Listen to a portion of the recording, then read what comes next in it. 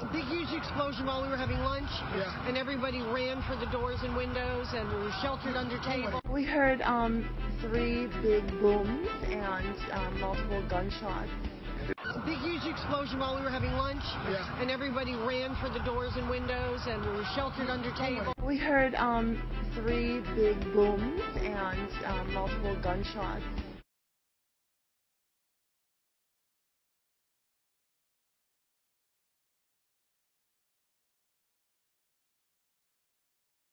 He then goes on to say, well, look, this is, quote, one of a number of plots hatched by the FBI. Well, of course, the FBI is constantly planting bombs and killing American people. Who doesn't know that? Obviously, that's what the lizard people do. Obviously, that's what the lizard people do. Obviously, that's what the lizard people do. Does the government take credit for saving us from a plot of its own creation? Tonight, has the federal government kept us safe, or does it just want us to think that it has kept us safe? Since the tragedy of 9/11, numerous crazies and low-level copycats have engaged in criminal behavior which they hoped would result in the deaths of innocent Americans and somehow advance their cause of jihad. If you ask the leadership of the FBI, most of whose field agents are tireless, dedicated, Constitution-supporting professionals, it will tell you that the FBI, has foiled about 17 plots to kill Americans during the past 10 years. What it will not tell you is that there have been 20 foiled plots, and of them, 3 were interrupted by members of the public. The 17 that were interrupted by the feds were created by the feds. We all remember the 3 that were foiled by diligent Americans: the shoe bomber, the underwear bomber, and the Times Square bomber. In all of these cases, the crimes charged were those of attempting to kill and conspiring with others to do so. In all 3 of those cases, alert Americans on transcontinental flights or in the streets of New York City told authorities of bizarre behavior or actually subdued the threats themselves. There was no foiling by the FBI. The plotters were, thankfully, bumbling fools who had poorly planned their criminal behavior and who ended up harming no one. All 3 are serving life terms. But the more curious cases are the remaining 17 for which the federal government has taken credit. They all have a common and reprehensible thread. They were planned, plotted, controlled, and carried out by the federal government itself.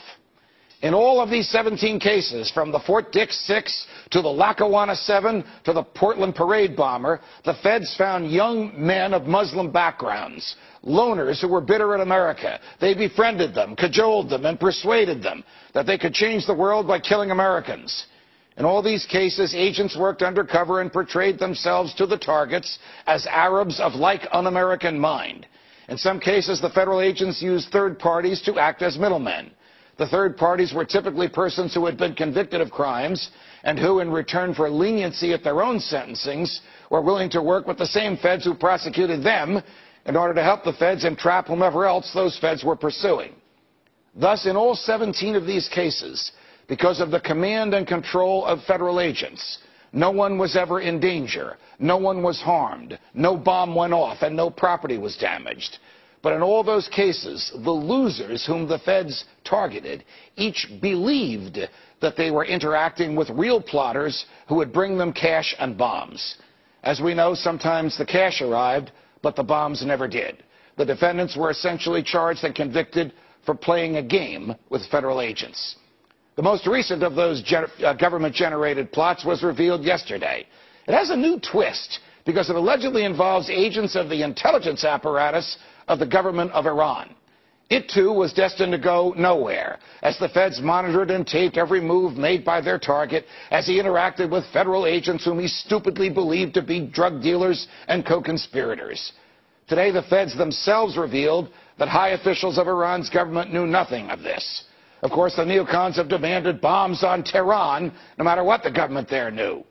And this plot came to light the day before Attorney General Holder himself was subpoenaed by Congress in the Fast and Furious case. You get the picture. Are any of these plots criminal? Can the government just pick and choose whom to seduce and then lower the boom at the right time and arrest its would-be Confederates? Is this a proper and efficient use of law enforcement resources? The answers to these questions are obvious, and they are not good. The courts have made this legal, so long as the target of these plots had a mental predisposition to cause harm.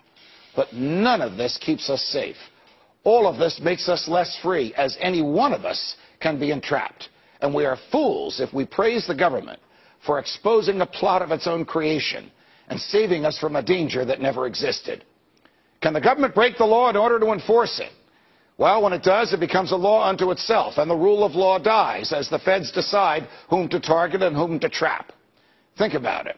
Are we really safe in a false sense of security? Why do we pay the government to trick us into believing it is keeping us safe? When no one is harmed and the government controls the plot, aren't we just punishing someone for his thoughts? And in a free society, aren't free people free to think as they wish? This must be so, because if the government can punish our thoughts, there are no limits to its power.